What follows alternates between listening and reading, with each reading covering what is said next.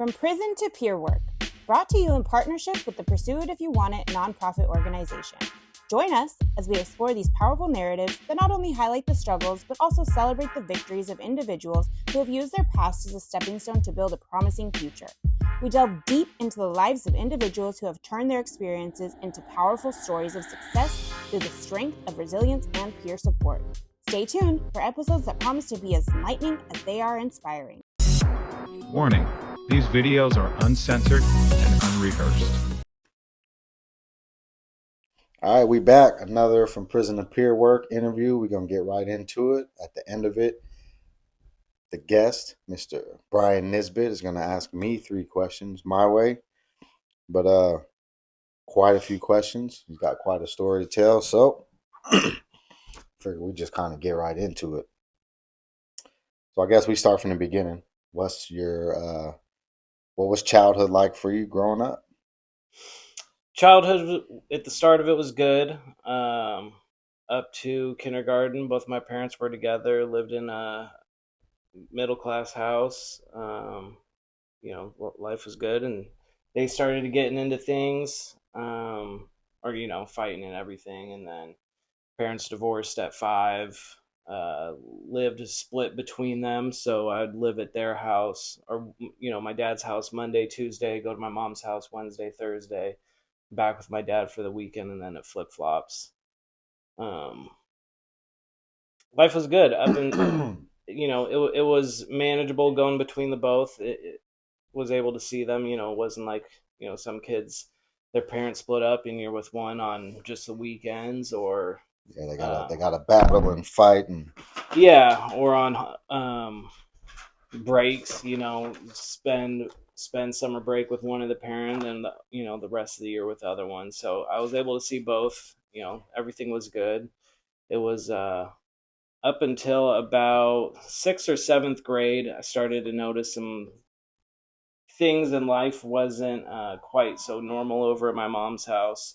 She had started using, and it went from living in a decent apartment to a little bit worse, and got to a point where things was uncomfortable as a child, not knowing the uncomfortable people coming over to the house not looking, Yeah, so I guess that's kind of leads into the next question. Mm-hmm. And bring that mic a little bit like in front of you.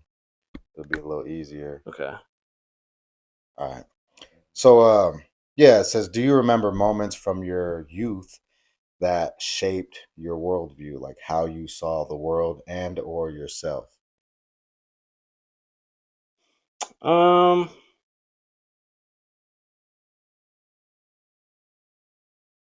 you ask that one more time? No, for sure. Do you remember moments from your youth that shaped how you saw the world or yourself? It's hard to say, because once I was gone, I kept myself, was always with friends, kind of kept me away from thinking about what that life was like. My mom was definitely gone for long periods of time on the run. I would see her like maybe on my birthdays. When you say on the run, you mean like warrants or just like running amok, just not home? Warrants and stuff. So, she'd be in jail sometimes, and then you wouldn't hear for a while, or go on the run. And but I didn't think about it too much. It wasn't until once I had started using, starting to recognize that sort of environment, it was more of like eye-opening, like, this is what my mom's life is like. What about have you ever taken ACEs, Adverse Childhood Experiences Assessment? Do you know what that is? I haven't done that before. All right, we'll skip past that. What would you say, looking back, what role trauma played in your earlier behaviors, choices, or identity? Well, back to the using thing. At first, it was a lot of partying. I hung out with the older crowd as their, I went to high school over at Timberline because my cousin went over there, and he was 2 years older than me. So all the friends that he had, as they were starting to get into like smoking pot, that just progressed things for me. Do you think, realistically, and if you don't know, you don't know, but do you think that due to your mom's like exposure, like you starting to kind of see what was happening with her, like going to jail and the drug addiction, do you think if that wasn't part of your story, you would have still got introduced to drugs by your older cousin? Do you think it would have been as like, I don't know, appealing? I don't think it was the drug using. I think it was more of if she would, yeah, I guess so, the drug using. I think if she was like, Sober and home, I'm just saying, like, right, what do you think it would have been? Would you have been as susceptible to the peer pressure from your cousin had your mom never been on drugs? I think so. I think that would have changed a lot of my life. At first, it was kind of just hanging around with the older people, and then it just got really wrapped up into it. Um, I don't think I was trying to block anything from that. I think it was more of just wanting to hang out with the older crew, wanting to get into the parties and everything. It wasn't until like further into my addiction that I think that I was really trying to like block the trauma that I was, went through as a child with my mom not being there. Okay. And you never had like physical trauma, like she didn't put her hands on you or nothing like that? No, my mom used drugs. My dad was an alcoholic. Um, there was never sort of, I mean, my dad, growing up, dad yells at you a lot, but there Yeah, was there yeah. was never no getting hurt or none of that. Yeah, glad to hear. Yeah, it happens to a lot of people, No, for sure. unfortunately. So how did your relationship with authority figures like teachers or like police begin from early on? Like, did you have like incidences where you're getting in trouble before you ever like got like in trouble, like with the law? No, I going through school, I always tried to, do the best that I could. As far as like with a parent, going through the spankings and everything, and it got to a point of like I don't want to go through this anymore. Yeah, So yeah. being good at home. So in school life, I was really trying to do my best.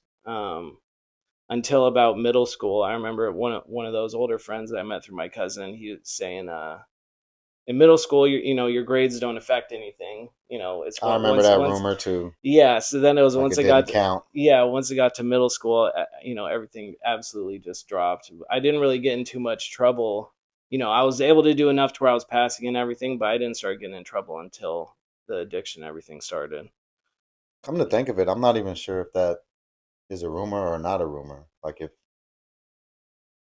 if they just pass kids into high school anyway. Like I don't remember without parent. I remember one time somebody being left behind in eighth grade, but it was like with the parents' consent.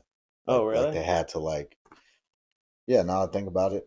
I think I think it's only like once you're getting out of high school and like getting into college, what the college is going to think about how you did in high school. I don't know if they track like that far back into middle No, that's what I school. was saying. Yeah. I'm saying like I don't. I still to this day when I was thinking about it was like I don't know if it was actually like Right. a rumor or if it was a fact that middle school like essentially didn't count. Yeah. Yeah. Yeah, Yeah. I don't I don't know either. Something we have to look up. know. um, was there a specific drug that became your go-to, or was it more about like numbing in general? I went through all of them. It started out with the partying. I went to a lot of raves between 16 and 19. It was like every other weekend, or if not every weekend. And then once I had graduated, it was like go to one on Friday or go to a club on Friday, go to a rave on Saturday, go to the after parties. It was like partying nonstop.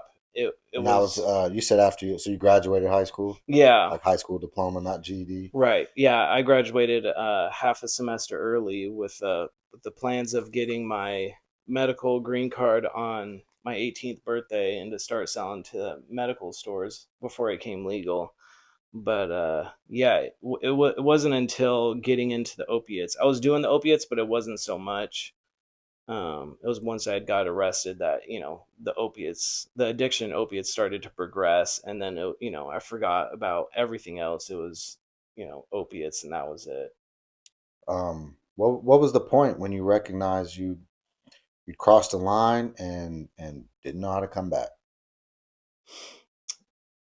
I remember going to a party on the weekend. It was like a rave house sort of thing, dance music every weekend and raves going on all the time. Um, I remember going into the bathroom and chopping up a line of ecstasy and then doing it and then looking up in the window thinking like, Mirror or like a window or outside? yeah, the mirror, I'm sorry. Yeah, looking up in the mirror, seeing yourself and then thinking like my life's going to be like this for, a The long unforeseeable future. right. This is going to be my life for a while. Once it got to the opiates, then that was once you're on opiates, it is so difficult to stop. There was so many times thinking, I need to stop for this, or whether it was like a job or to get my life better, or whatever it was. um Tried so many times with just no success. Yeah. And so when it comes to your first son,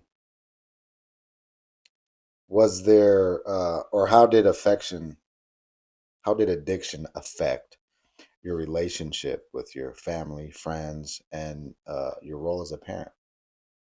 Once I had my son, I had been arrested. It went from using pills to using heroin. Um, I remember I went up. His side of the family is from Orcas Island, so that's it's like a 3-4 hour ride for us. I went with a friend, used heroin the whole way up there. Um, that was my life at the time, and then having him, it was a time that was completely unprepared for to have a child. Of course, I want to have him in my And this was life. an infant, or was he like a little bit older? Newborn. I'm talking about when. Bottle, all the stuff. Yeah. Yeah. That day, I was in full blown addiction. I think I had already been arrested and then was awaiting to do drug court, and it was go as hard as I can because I know there's going to be a point where I have to stop. And that was because of drug court coming up. Yeah. Which, wow, nice segue. What led to your involvement with the criminal legal system? What were the charges and turning points? I had gotten arrested. Well, the first time I had gotten in trouble was when I was either 15 or just turning 16. We was smoking weed with some friends. Cop was passing us going the other way, and then turned around and pulled us all over. It was Halloween night, car full of guys. That was my first time getting arrested, and did the classes and everything to make it go away. Had gotten arrested again. So the first time wasn't drug court; it was some other form of diversion Yeah, with some classes. yeah. They took my Chemical license. dependency, was Yeah, that it? yeah. Had to do some sort of classes. Took my license for a little bit. Had gotten arrested again at 18. Um, my son's mom. We went to a rave and gave her the brother and the girlfriend some drugs, and then they sold everything, paid me back, and then she had asked for an ounce of coke, so I drove up to Seattle. My car wasn't working. Had my dad's Corvette, and then she said she had to go take it somewhere, so I was going to drive her there. To sell it, basically. Right. Okay. I didn't want to give her that much with, hoping that she came back. So I just said, I'll drive you there. All this in your dad's Corvette. Yeah. So I left my son's mom up there. She was with her brother, took the brother's girlfriend to go make this move. And she hops in the girl's car. I'm outside of my dad's car. And then Woo, woo, woo, smoking woo, a woo. cigarette. Yeah, we're at Yeah, the yeah. Safeway, and all you see is lights everywhere. And for some reason, they put us in the back of a van together, but it was split, and she was on the other side. And on the way back, I was like, "This, this is not my situation. This is all yours." Mm-hmm. this is your move, so I shouldn't be taking any of this. And I was surprisingly, she took it, and she ended up doing drug court. So nothing came from that. It was, but my So wait. So she wasn't setting you up? it was the girl she was selling to. Oh, okay. So basically, with both of y'all there, she basically said, "Nope, he was my ride." Yeah, This I was the driver, and that was it. and she. I mean, obviously you weren't, but she took it on the Yeah, chin, yeah, I was solid which with ended that up not one. being nothing because drug court. She obviously, if she worked through it the way it was designed to, hopefully she's thriving now. Yeah, Um, yeah. okay, so was there? So when you got into the case where you ended up doing drug court, hmm did you feel like you had a choice in recovery back then, or did it feel forced, like it was drug court that made you It was quit? 100% drug court. I went in to drug court still using, and then they start the UAs and everything. Um, I had failed. It's like 2 or 3 UAs, so they gave me a week of work release. Hmm. So I Oh, even so you were out, failed at some drug tests, and then they're like, "All right, we're gonna kind of." And you had already got drug court at that point. yeah, I was out. Or, yeah, I was selling. Had started doing drug court. Was doing the classes and everything. Showing up high all the time. Going to meetings high. Failing these UAs. They give me the 7 days. So that was like the first like sanction or whatever for Yeah, the dirty UAs. yeah. I thought it was normally like a couple days, but for failing so many right at the start, they gave me 7. Okay. So I'm having to go, detox while I'm in there. I'd actually drove. Was make like I was saying, I was making moves during this period. And when I did the 7 days, I had like 2 ounces in the car, and I just picked up a bunch of Xanax, and they're all in the car. But I have to do these 7 days. But while I'm in there, I'm thinking, are they going to impound my car for sitting at the courthouse for 7 days? So I tell my dad, I need you to go pick up the car for me. And then, so he drives that back. I get out after the 7 days. I know I got all this in the car, so I just go right back to using. Using and selling while you're in drug court, like earlier Yeah, stages. yeah, And now, man, that actually makes me think about something else. Um, have you ever thought about the position you put your dad in had he got pulled over, oh man, leaving like when we're in our addiction and we're doing these things, um, like yeah, I was just thinking about like if I was Pops, picked your car up and you got pulled over, right, yeah, or just any whatever, could have maybe they pulled over thinking it was you, not knowing you were incarcerated because some cops just know people and they know what they're doing, yeah, and then boom, now your dad's got to explain away these. yeah. 2 ounces of heroin and 100 Xanax, and yeah, Yeah. that those charges that I was going through drug court, the cops actually went through my dad's house. So that time, I remember, they're going through the house, tearing all the rooms apart, and then I'm walking out in handcuffs as my dad's pulling up from work.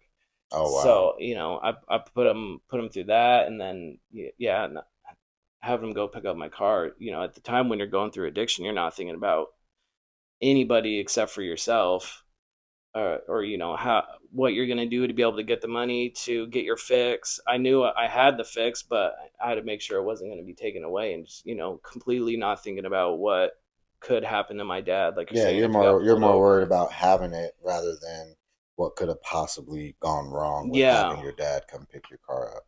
yeah, That's fair. yeah. I couldn't, It's not fair. I mean, it wasn't fair to yeah, him, but it's fair that line of thinking that addiction perpetuates. yeah. It's horrible. What now being a parent of myself, like I couldn't imagine, um, my kids doing that to me.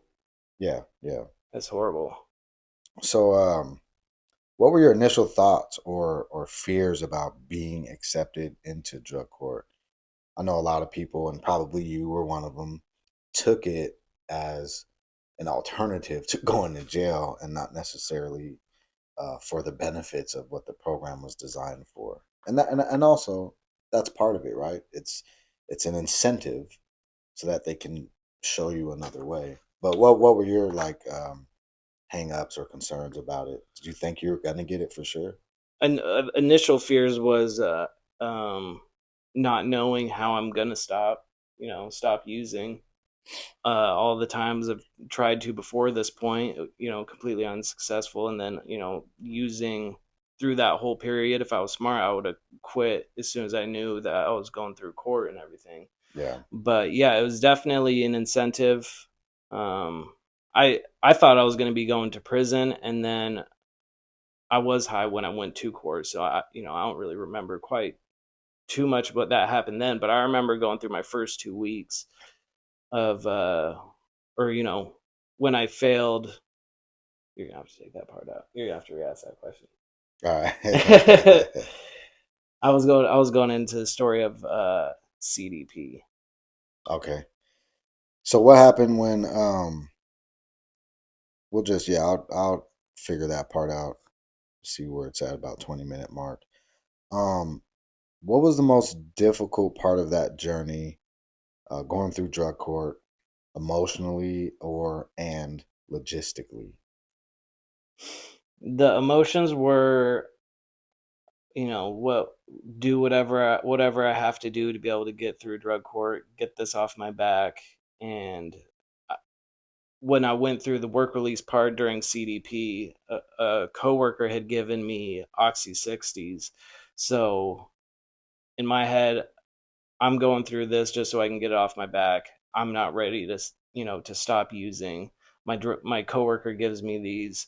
It's just do whatever I have to do to be able to finish drug court. Yeah, so kind of like fear-based strategy. Your fear of going to jail, but also it wasn't enough to make you actually like buy in at that time. Right. Yeah, it was, So get rid of these felonies, but so fear of having the felonies on your record, but also fear of like being physically incarcerated while knowing you weren't ready. yeah, exactly.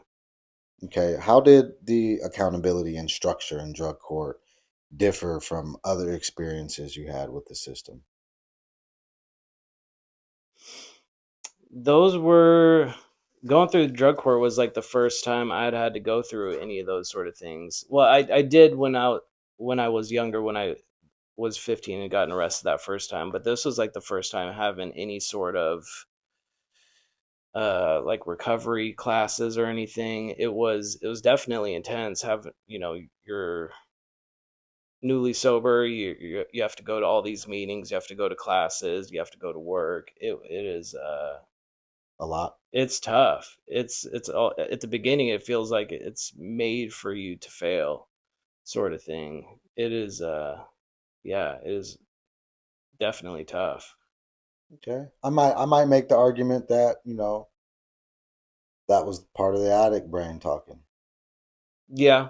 It's made for you to quit, so you might as well just not Yeah. do it. It's Right? it's Come back over here and just come play with me. That was the evil monkey talking. yeah, with how much work you put into your addiction, it's nothing compares to that. It's good that it definitely is tough being like that, because it makes you, once you apply all of it, it leads you to success. No, that and I also, I think it's akin to when you're living life and you decide to set a new goal or pursue a new endeavor. Just for take myself for example, right? I got two jobs at the time where I wanted to become like a life coach, peer support trainer, and all that. I had a labor job, an office job, but in order to do the trainings, I had to find time in between those two jobs, plus parent, and then getting those certificates. So essentially, I'm going to classes multiple hours a week, going to work, going to my other work, coming home, doing parenting things, and then also checking in with a PO. I never made drug court, eligibility or whatever in the earlier stages Hmm. of my own journey, but at the same time, I realized that when I used to think about it, and maybe because of some of that like jealousy that I never got it, I used to perpetuate that narrative too. Like, nah, that's just a trick bag. It's a setup. Like, no one's gonna ever complete it. But now that I'm on the other side of it, like sitting on boards, watching it unfold and transpire and change people's lives, like obviously I have a completely different narrative about it. Um, who were your biggest supporters during that time, and what made their support real to you? My parents, go when I had failed drug court and they put me through CDP. My parents both showed up every week for the visitations. Two separate days. So my dad would come one day, my mom would come the other. They were there every week the whole time. For the first few months that they're there every day, and then before getting into work release, um, my mom was Oh, going. so the CDP was while you were in jail. It Yeah, wasn't. It wasn't yeah. It's out yet. 10 weeks in jail, 10 weeks of work release, and then they put you back into drug court. Okay. Was that because you failed multiple things? Yeah. Okay. Yeah. Okay. Yeah. My mom was going through drug court at the time. We were the first parent and child to be going through drug court at the same time. So it was kind of a big thing for us. It sucks that I failed those UAs and then was completely messing that up. But yeah, my mom was a huge supporter. She, with her already having the several months into it, had some experience that she could share with me. It Because definitely, your mom was in drug court yeah, at the she, same time as you, yeah. but just like farther along, obviously, in the program. Yeah, and then they fast tracked the once you get back into drug court. So it should have taken me twice as long, but for doing CDP, we actually ended up finishing like a month apart from each other. Even though, Oh wow! Even yeah, though she was a yeah, few months ahead of you. I think it was even like a year before me. Oh wow. Yeah. Okay. Okay. So we're gonna switch gears just a little bit. I know you used the opioid shot, MAT, and MAT stands for medication assisted treatment. Hmm. You used the shot. So at what point did you start using the opioid shot? Which one was it? Vivitrol. Vivitrol. Yeah. When did you? How did that happen? And what was your experience with Matt? Did it help rewire your cravings, or just did it create space for growth? And The shot came well after drug court. I literally left drug court, went to a friend's house, and started smoking weed. It so you was, celebrated your graduation with a relapse. yeah, yeah. Like I was saying, You yeah, you're kind of the whole faking it till you made it. right, and I made it, and then celebrated, and it wasn't until like a couple weeks later, used those oxys that my coworker had given me, and then immediately that sent the trigger to my head, like we're back at this, right? So I'm relapsed back on heroin. Was using for like a year and a half, right as the fentanyl stuff started coming around. Had gotten into that. Um, was living off of unemployment checks, payday loans. Just It, whatever you can get your hands on to. right. Yeah, and then my parents had found out that I was using, found some foils, and then gave me the ultimatum. I was going through custody battle for my kid, for my son, and they gave me the ultimatum of like, they've been my biggest supporters my whole life, and they were going to cut me out. They were going to take custody of my son, or they were going to be the ones fighting for him, and then just going to be out on the streets. So they gave me, either you got to get clean today, But we're out. or we're out, or you're out. But That's that tough love intervention. yeah, my mom was working at a treatment center, got me into treat or detox the very next day, or it was within like a couple days. Um, Started on Vivitrol right after that because I knew I didn't want to do Suboxone and start another addiction. I just wanted to be completely done with it. And just knowing that I was able to go month to month without being able to use, that was huge in my mind. And then with having all the tools from drug court, I know how to fix, or I know the solution to this. I have this 30 days buffer at a time. As long as I continue doing this, then there's no way I can fail. Was doing that for about a year until I had a surgery that was going to require to be able to use opioids. So I'd stopped taking the shot, had the surgery, and then I've just been doing good since then. Okay.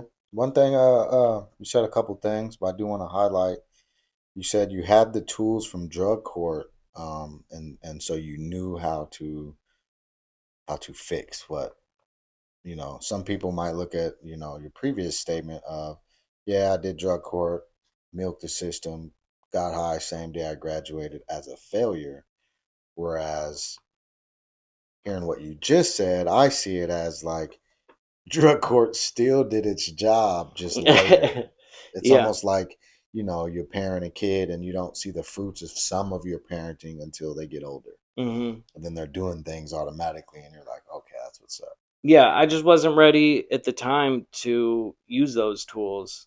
I had one goal in mind, and that was to get back to the street life. And but as soon as I was actually ready to stop using, then I knew what I had to do. Dropped the friends. Um, And I again, I might argue that you weren't ready, but the what was at stake that time you valued more than not being ready. yeah, Like you didn't want to lose your parents' support, your place to stay. Like up to that point, you had been pretty well taken care of. You've never been houseless. right. Yeah, Yeah, yeah, not having the support of my family, not having my son, those were, that was huge. yeah. Obviously, It did more for you to risk losing that than risk going to jail because you did drug court as a means to stay out of jail, but as a means to lose your family, your support, your mom, your dad, you know, um, it worked. Yeah, It yeah. worked for sure. But also, drug court still worked It still worked. It just took some because you time. had all the tools that they instilled into you, kind of at the forefront of your mind. You're like, oh wait, I actually have a whole ass blueprint for this. Yeah, yeah. Okay, so that's what's up. Um, so there's a lot of stigma around Matt, and even recently on the state level, harm reduction has taken a big hit as far as like people supporting it and getting behind it. But what would you say to someone who believes you're not really clean if you use Matt? If it's in the same category as like doing Suboxone, when you take Suboxone, you feel it. When you take the Vivitrol, you don't notice it the day of taking it. You don't notice it if you're you're through your 30 days. You don't feel anything afterwards. So it all depends. So there's no possible way, in your opinion, for Vivitrol to make you feel high. Right. Yeah, it should be in a completely different category because when you take things like methadone or Suboxone, I mean, you can take it and get the same sort of feeling as doing heroin. If you take enough of Suboxone, you can still get the nod. Yeah, You still feel the euphoria. When I've you never done either, but I do know for a fact when I was in the feds, they were signing people up for Suboxone, and people that admittedly, at least in the units, they admitted they didn't even have an opiate addiction on the streets, but they were getting the Suboxone and selling them, using it and selling it and getting high from it, essentially. So, yeah, I would lean towards agreeing with you that Vivitrol, at least from your experience and from what little I know about that particular modality of Matt, is and should be in a different category than the other ones. yeah, yeah, like you're saying, the guys in prison using it to get high themselves. I mean, it's just the cops having a medicinal way of letting the prisoners get high, or you could give them this Vivitrol. I'm sure there's a cost difference, and that's probably why. But yeah, when you're doing Vivitrol, I mean, I didn't have no cravings. I I don't know about I can't remember if I still had like the thoughts of using and Or everything. like the dreams or whatever. Yeah, yeah, but But all in all, you've been clean and sober um, since you had that surgery? Since you stopped the shot for the surgery, you've been clean since? Yeah, yep. With from the day I first got into detox, it's about 7.5 years now. Nice. So Hell yeah. Congrats. it's worked. All right. About halfway through these questions, and it's right on time. So let's talk about today. You're working as an electrician. And what does having a trade mean to you? It's huge now, especially with like all the AI stuff coming out. You know that I think being an electrician is one of those jobs that's irreplaceable. It's always in need. It's always going to be a human. Yeah, you know, people are always having issues with their electrical. I do mostly new construction, but you know, houses are always being built, so it's kept me busy. It's a blessing that um, my dad got me this job. Well, not this job now, but being in the trades in general. It was after the second time I'd gotten arrested. He had told me like, "All right, you got a interview in a week," and didn't appreciate it then, but now you know it's definitely a good career for me. Nice, nice. And another thing we're talking about today, you're a treasurer of a nonprofit. Let's talk a little bit in general sense. How did that opportunity come about, and what does that role involve? Um, a lot of taxes. It's a tough part, but no, my best friend he had started it when he was in prison. When he had start first came out with everything, you know, he'd asked me to be the treasurer during when he was selling and everything before prison. You know, we could trust each other with anything. So he said, you know, if I trust anybody with money, it's you. So it might as well be the treasurer. So yeah, we had just got done with an event recently that was helping kids one-on-one, doing basketball drills, talking with them, just trying to keep the youth off the streets. I think it's definitely a good thing. Yep, yep. All right. How do you balance work, service, and fatherhood? And I'll add to that so we can get two questions in one. And what have you learned about being a father, especially with the awareness of your own past? And how does it show up with your three kids?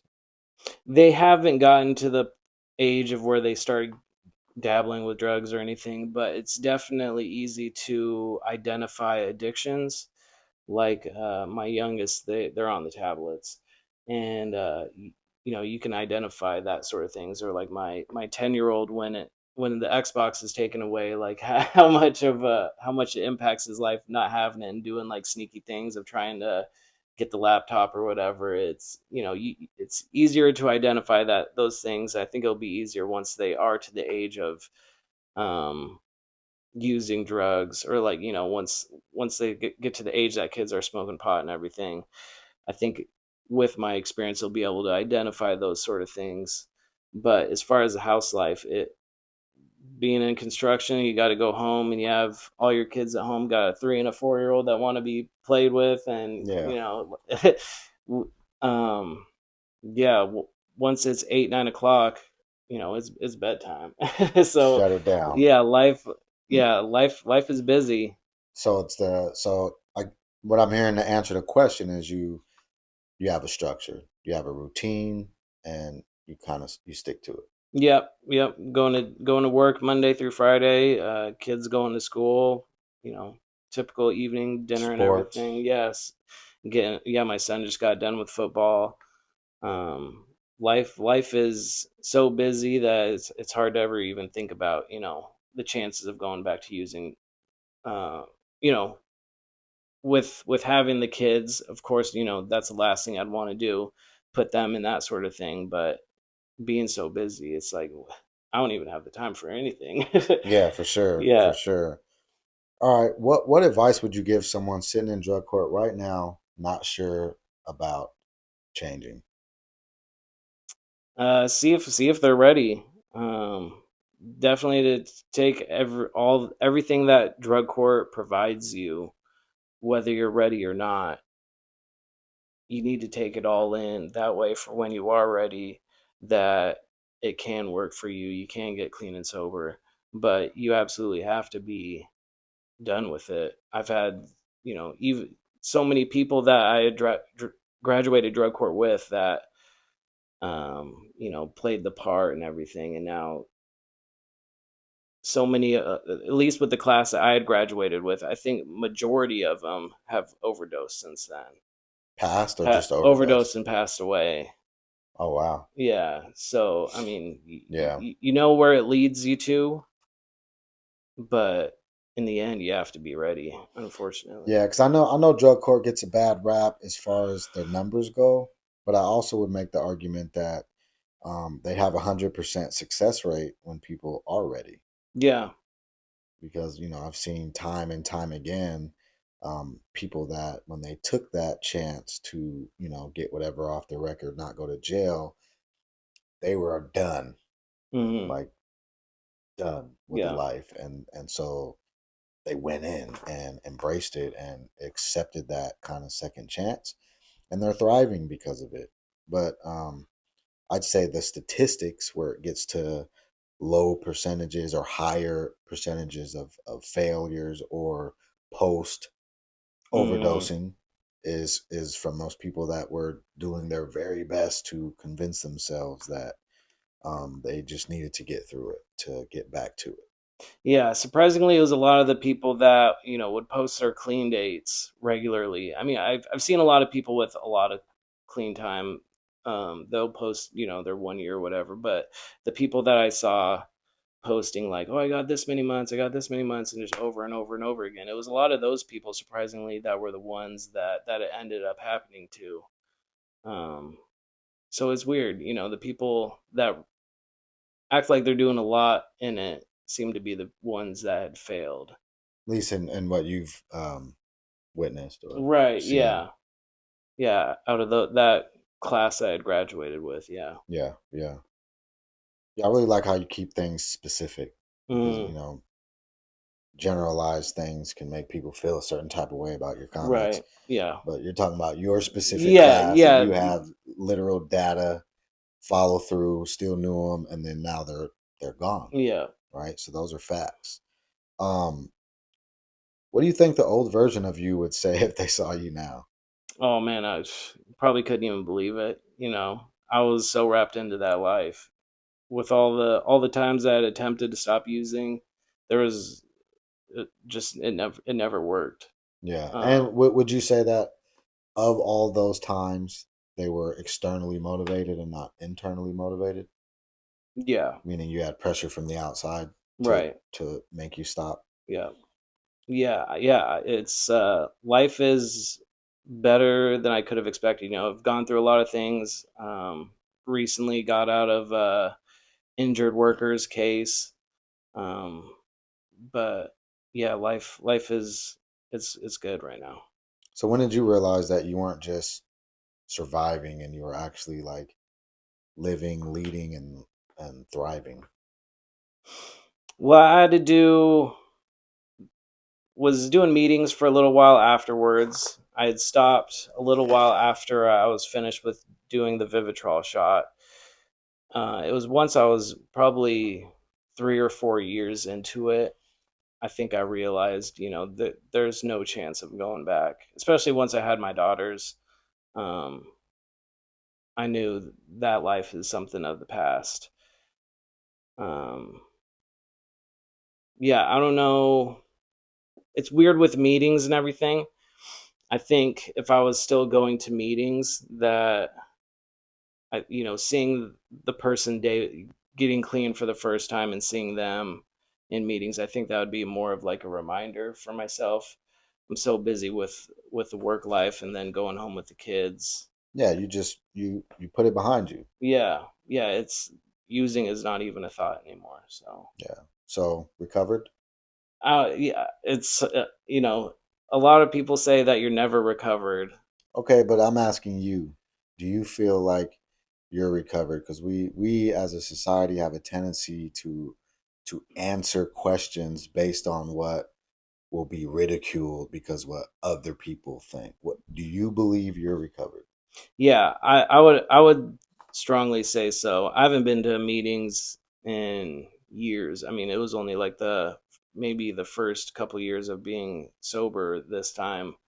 So it's been at least 5, 6 years since going to a meeting. My life is just so full of, you know, again, the work life, going home and having the kids. Um, Yeah. yeah, it's not even a thought anymore. Yeah, I honor all people's philosophies, right? But I do believe that if someone believes that recovery has an expiration date, then for that person it does, Yeah. which means they get out of recovery and into recovered and living life and no longer thinking about it or ever like not a risk of going back to it. I believe it is possible. I believe recovery and recovered is 100% possible. Yeah. I think if I was still going to the meetings, I think for one, I think I'd be more likely to go back, just from hearing everybody's stories and everything. Just like a reminder. And I think that would be, I'm probably, it's a sign that I'm not strong in my recovery. You know what I mean? Like I'm doing okay now. I think if I was to,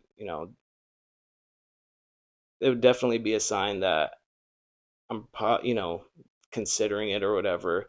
But I know I have a strong support system. I know the people that I would need to reach out to, even if I had like any sort of thoughts about it, Yeah. or had those sort of temptations with having the kids that rely on me to come home every day. I wouldn't want to put them put them through any of that. Okay, okay. So we're gonna move into a question about, and you mentioned you had a best friend earlier that was incarcerated. That you're now doing a nonprofit with. Um, and can you share how long you two had been close before you went to prison?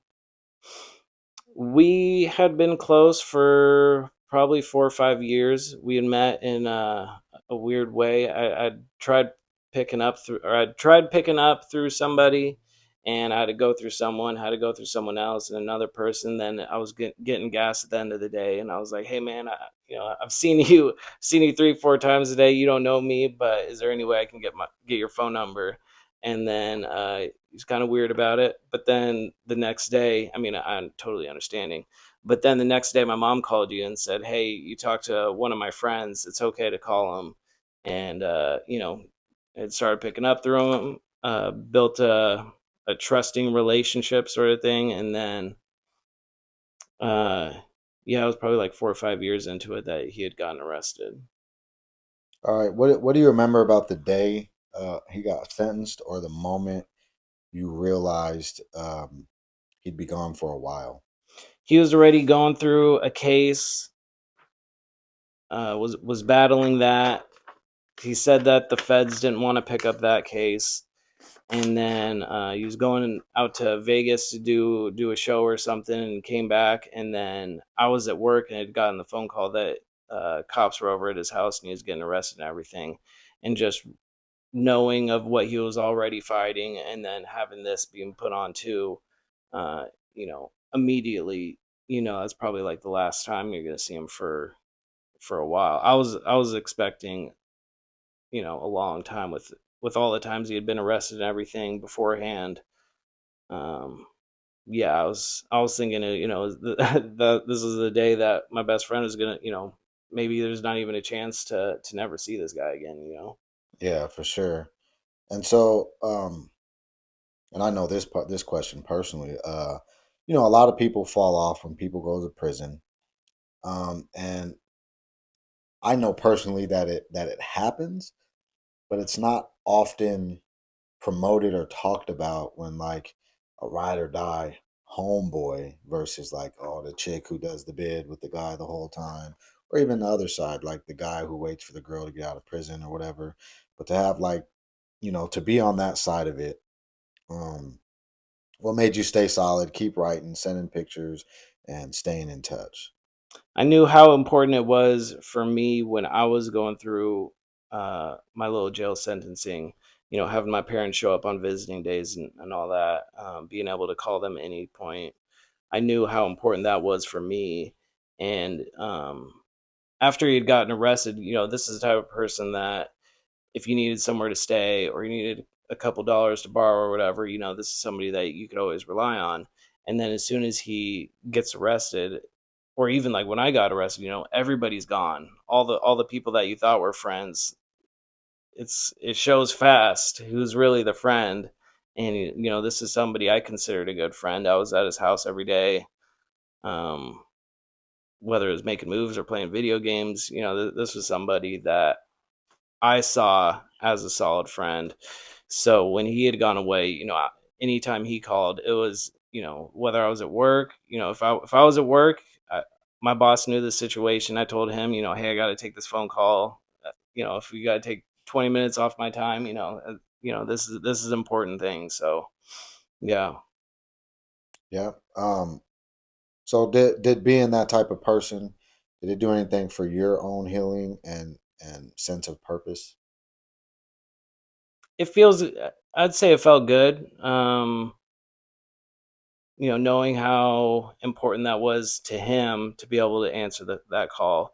When you're in jail and you're just looking at the walls all day, being able to talk to somebody that's huge, and just being able to be a good friend, whether it's put a couple dollars on the books or just be there, to answer, it's really important. So yeah, it was important for me too. Yeah, for sure. Um, and were there ever moments during that sentence where you felt drained, conflicted, or unsure if you could keep showing up the way you had been, or was it just this is what it is? This is what it is. Answered is all the phone calls I could. It was during the COVID period, so you have a phone call one day, and then you might not hear from each other for for a few months. I remember, yeah, there was at least a couple times didn't hear from each other for several months. So imagine not being able to talk to friends or family for that long, and then you try and make that phone call, and that's your only opportunity, and the person doesn't answer. Yeah, yeah, I know, for sure. Yeah. Uh, and how did being a dad and becoming a dad a couple more times during that time change the way you saw his situation and or how you communicated with him? um I would say, for one, it would be, having what that had done to the situation I put his kids into. It's a huge reminder to me in my recovery of, I gotta make sure that my sobriety, or staying out of jail, relies on me staying sober. So that's the last. With already had putting my, when I had my son, he was 1 years old, not being able to be there for those times a year, for those years, staying sober. Now that I'm having, now I have a 3 and a 4 year old. So just having to make sure that I can be there every day for them. Yeah.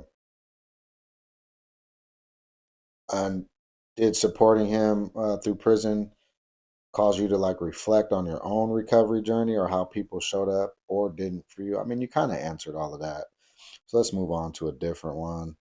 What would you say to someone who's struggling to support a friend or loved one behind the walls right now?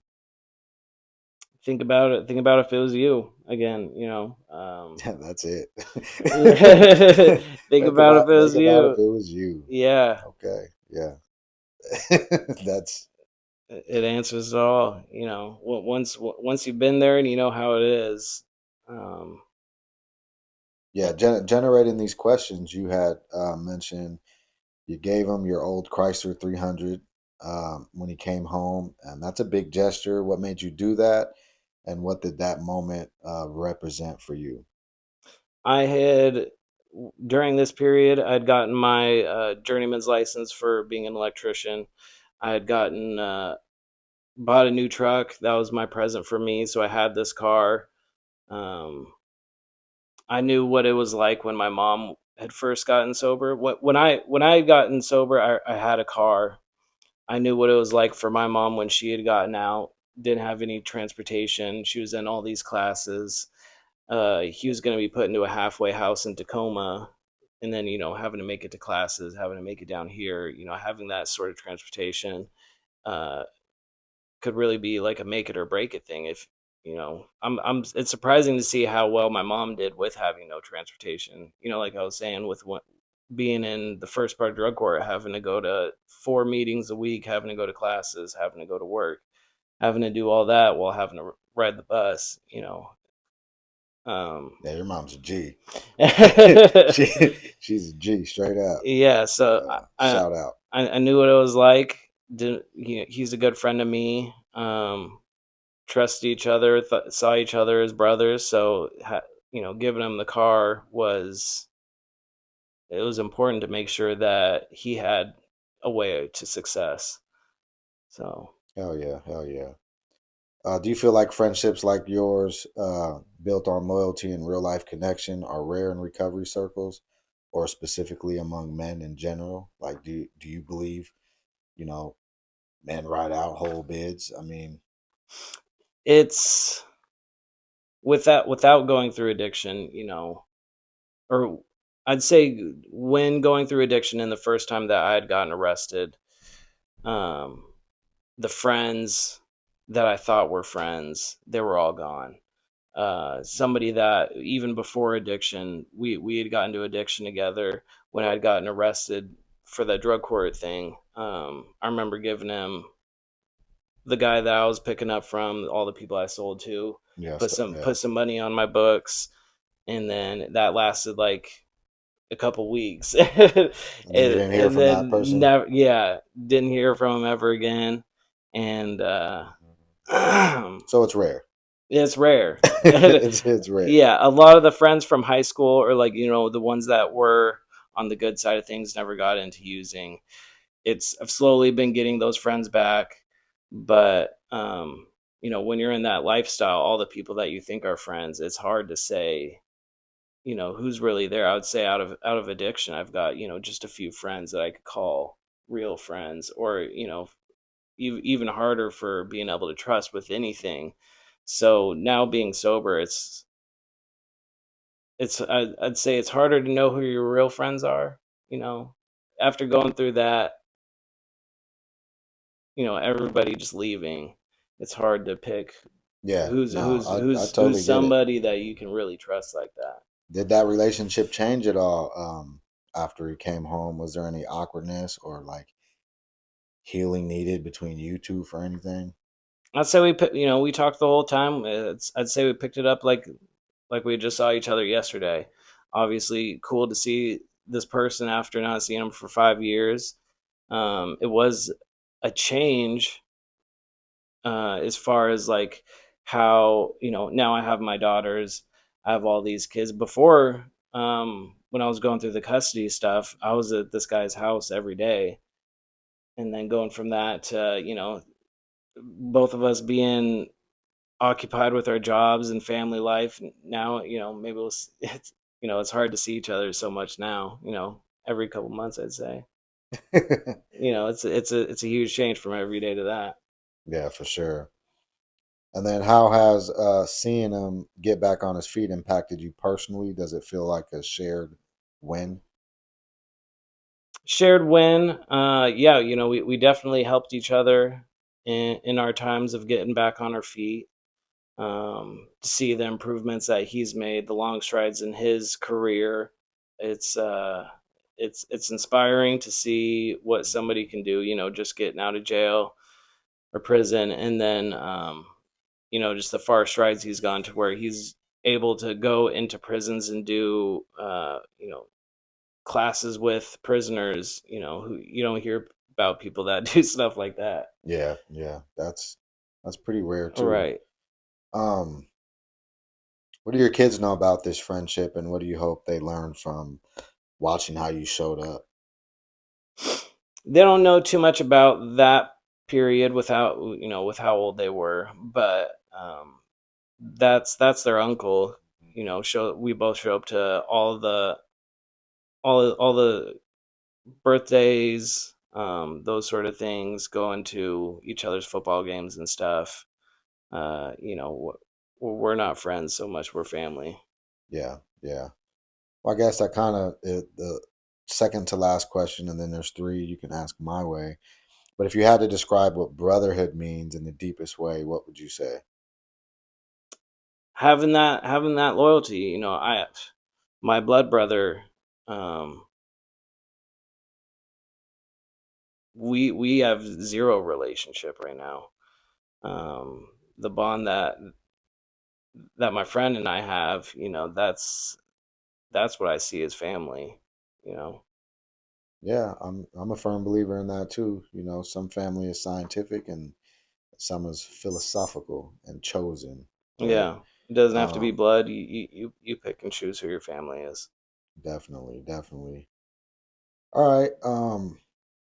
When your kids are old enough to kind of A, maybe watch this interview, or B, just hear your journey, for the first time, whatever age appropriate you decide, what do you hope their takeaway is from it? I would think it would be a reason to stay away from those drugs, or to open it up to where we can talk about those sort of things. I think kids are going to dabble either way, but to at least give them some knowledge on everything.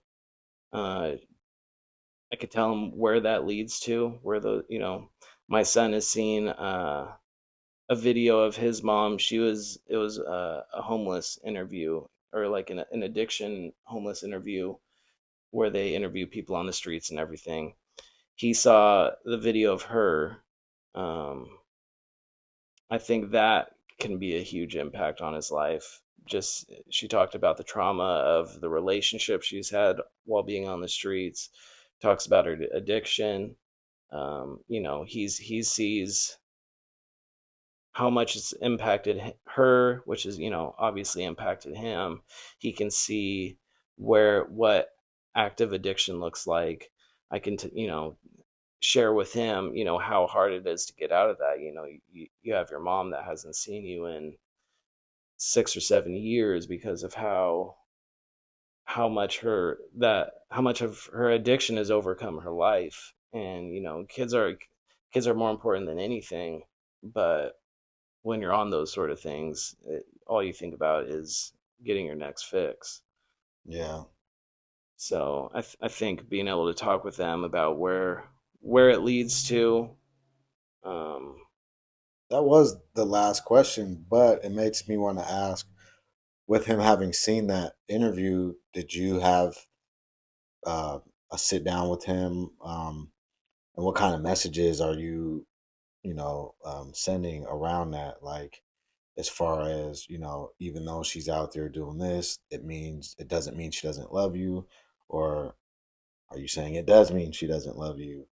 no, I'm being I think it's opened it up to where we can be honest about drugs and everything. Anytime he's had questions about like alcohol or older kids smoking pot, I think it's opened it up to where we can talk about those sort of things. But there's never been a point where he's well, he might have thought it, but I try to ensure him that your mom does love you. Any day that she is ready to get clean, then Doors open, yeah, opportunity. yeah. It's not like you're like, There's never a you thing can of never. yeah. There's never been a point where I wanted to just keep him away from her and her family. I mean, he just spent all summer with her family. He stayed with the grandparents all summer. As soon as she's ready to get sober, that door is open 100%. Um, All right, all right, all right. You got three my way. We're just at about an hour, which is typically how long these go, which is cool. It's kind of, it just happens that way. There's no yeah. timer or nothing. It's just what it is. What do you got? Um, when what was there a point where you thought that you didn't know, like getting out of prison, um, how to change your life around, or like the fears of not being able to provide for the family and everything without having to hustle? Was it in your mind that you thought like, this is going to be something that I can make a success? Because being so tied to the hustling and everything, did you think it was going to be possible? Was there? First part, or first thing I'm gonna say about that is I didn't even think getting out was gonna be possible when I was first First getting snatched up by arrested? the Fed. Yeah, when I first went to the Feds, I didn't even think that getting out was, they were asking for like astronomical numbers, Hmm. no violence, no co-defendants, no weapons, and they wanted like over 20 years was like their like first offer. And I'm like, how is that an offer?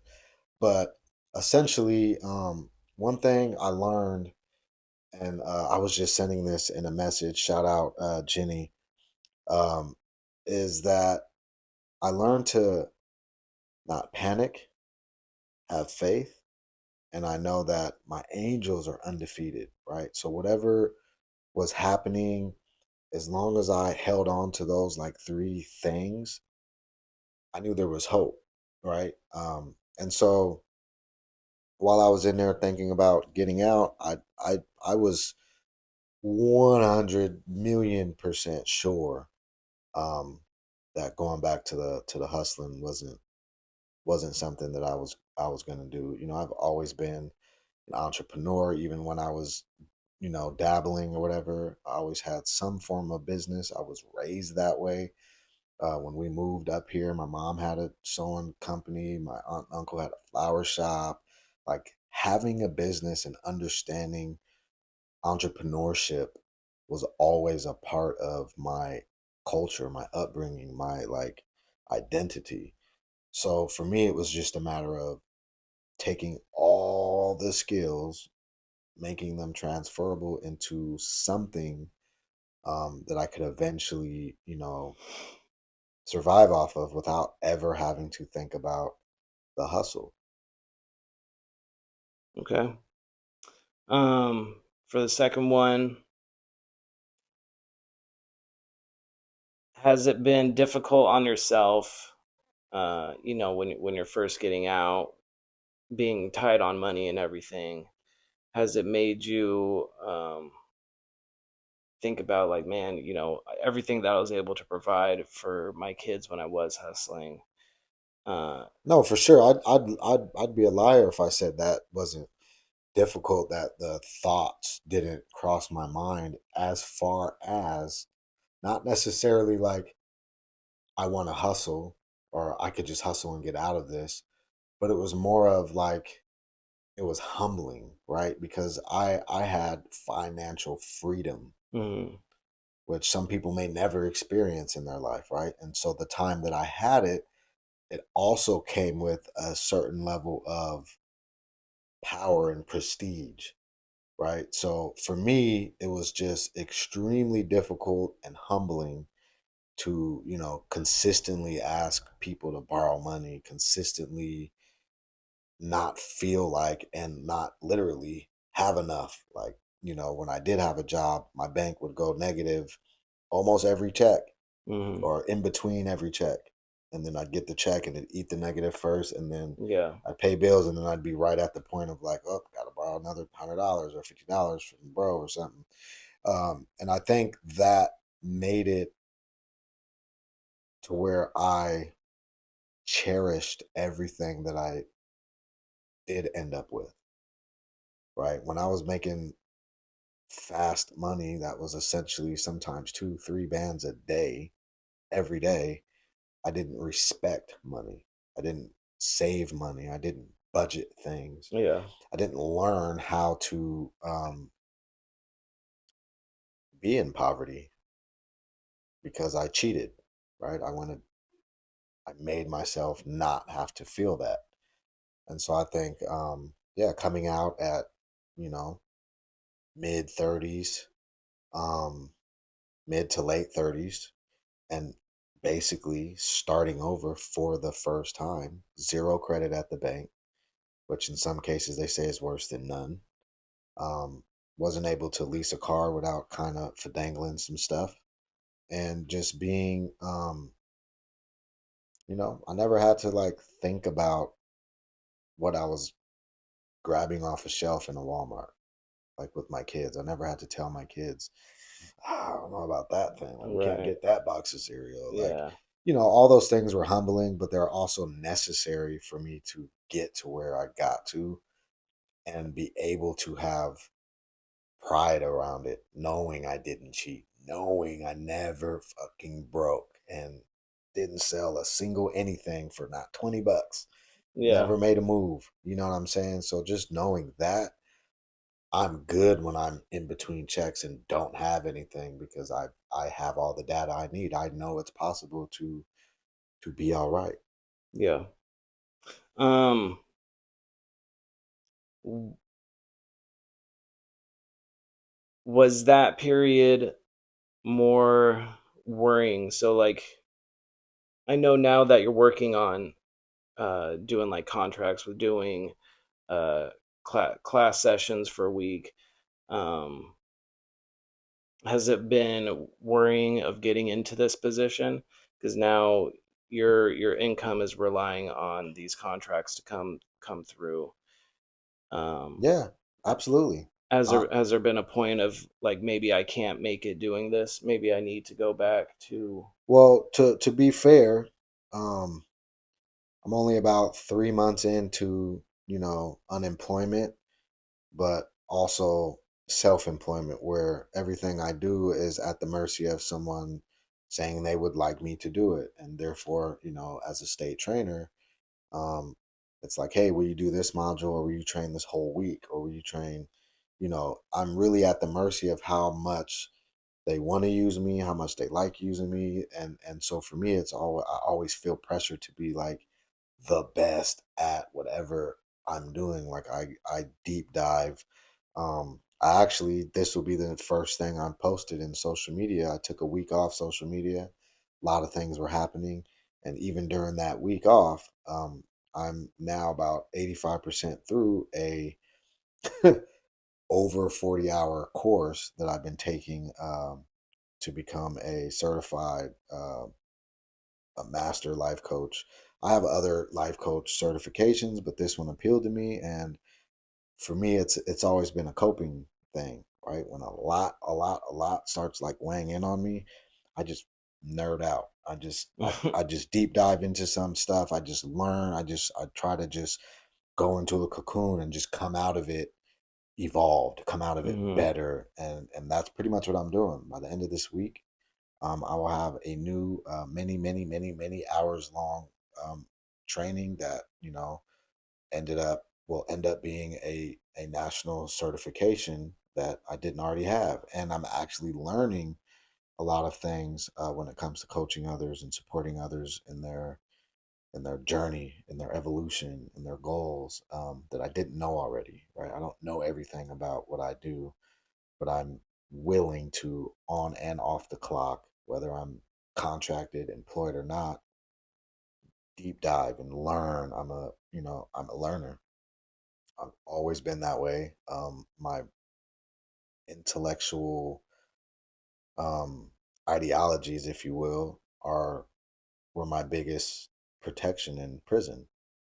Right, I survived over a decade straight, and then over almost three of just in and out by being willing to just dive inside internally and just kind of ignore the outside world and just build on my intellect, build on my knowledge, and just going down these journeys. And that's kind of where I'm at now. Is being only 3 months into the 1099, I don't know if I'm able to sustain as like as if I had a job that paid every 2 weeks. Right, they can rely on. I don't know yet. I really don't. Like so far, so good. Right. Yeah. I've been able to, give my wife um, everything that I need to give in order for us to keep everything going. And I have some, upcoming things that I know and I trust the people that I partner and contract with that they're not gonna like snatch it out from under me or anything. So Hmm. I'm pretty confident that I will be able to, at least for the foreseeable future, maintain this self-employed 1099 status. But again, I'm always at the mercy of the funds of these programs, right? If, for example, the healthcare authority stopped funding the trainings that I do, then I'm done.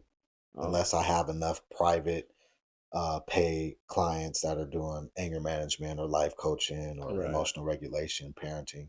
There's a lot of things that I've set myself up with and done deep dives into knowledge and done for free and done many, many, many months of sessions and things with people so that I could be really good at it and actually support people getting results Mhm. from the coaching or from the practice that I have that's private.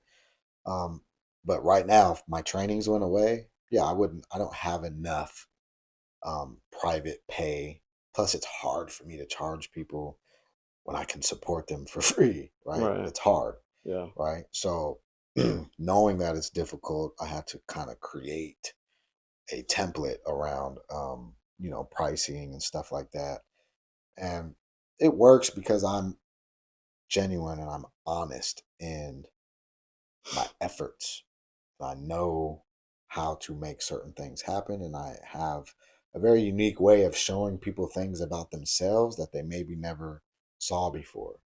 And that's what I do is I pull out of people things that are already in them. I'm not coming into a space as a coach and giving you all these outside belts and gadgets and Yeah. tools. That comes later, but first it's like, I'm the guy that's got two mirrors to show you that fire ass haircut that you didn't know was that dope because you can't see from all those angles. Uh, But it's your haircut. right. It's not like I'm cutting your hair and then showing it to you.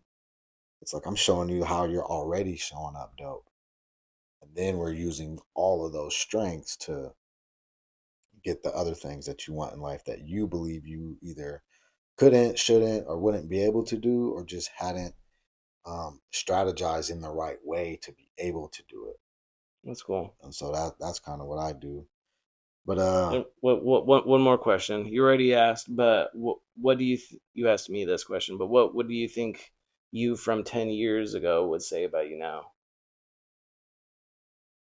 I'd probably call me all kinds of squares and names and like this motherfucker. I'd probably perpetuate that I was fake or sell out. I don't know. I was you know From um gangbanger to peer support coach. I mean, yeah, basically, right? That was just a really negative narrative, and the worldview was super toxic. So, like, people like me um, represented a threat to that type of worldview because that worldview is very flimsy. Mm, It's built on fear and gaslighting and propaganda, and it's crap. I said it before in a video, and I'll say it again. OG once in prison told me, he said something along the lines of, "Youngster, if you take the DNA strands of of cult and gang member and held him up next to each other," he said, "don't you think they'd look pretty identical?" right. And that shit never left me, bro. And I'm like, I ain't in no cult. And then I had to like, Look at fuck, I'm in a cult. it.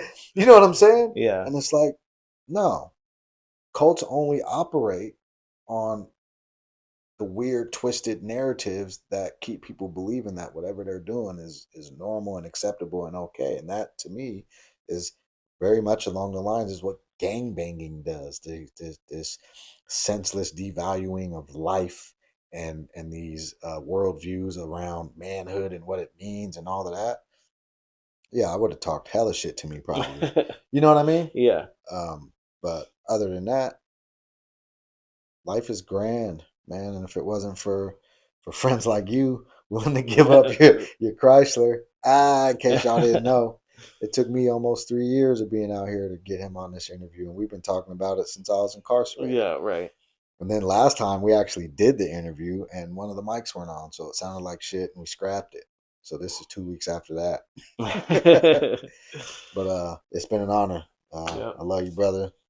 Love you, bro. It's good to see you. Yeah. Doing good. Go hang out with the kid. You better get to that dinner before your Yeah. wife I already tries to got a come phone for call. me. Yeah.